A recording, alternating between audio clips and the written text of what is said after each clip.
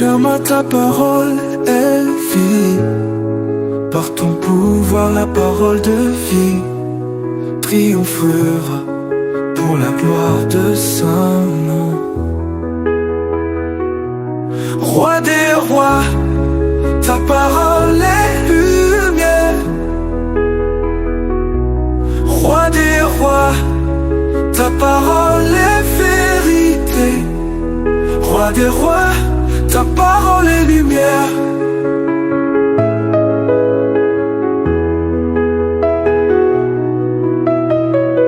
Nous voulons t'adorer Seigneur, car nous sommes ceux que tu as choisis pour faire ta volonté. Roi des rois, ta parole est lumière.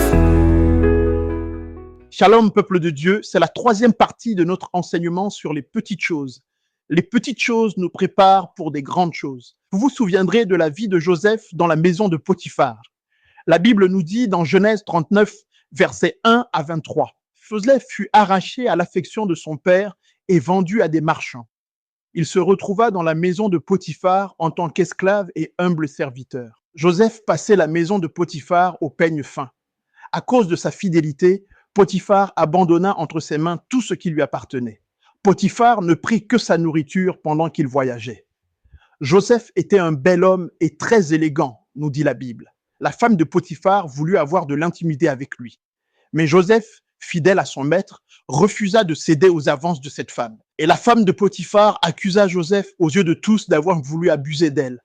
Potiphar, écoutant la version de sa femme, résolut de jeter Joseph en prison. Joseph connut l'humiliation. Mais à cause de sa fidélité, Dieu accorda une faveur à Joseph. Étant en prison, il devint le responsable des prisonniers. Il fut connu comme interprète de rêves. Cela l'amena à servir Pharaon et à fournir de la nourriture aux nations pendant une grande famine en Égypte, jusqu'à devenir le gouverneur de l'Égypte. J'aimerais dire à quelqu'un, si à cause de ta loyauté, ta fidélité, tu expérimentes des choses injustes, on t'accuse de ce que tu n'es pas ou de ce que tu n'as pas fait. Ceux qui t'ont humilié seront les témoins de ton élévation. Dieu réécrira ton histoire.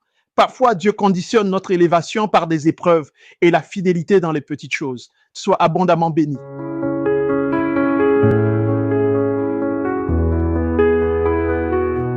Chama ta parole est vie.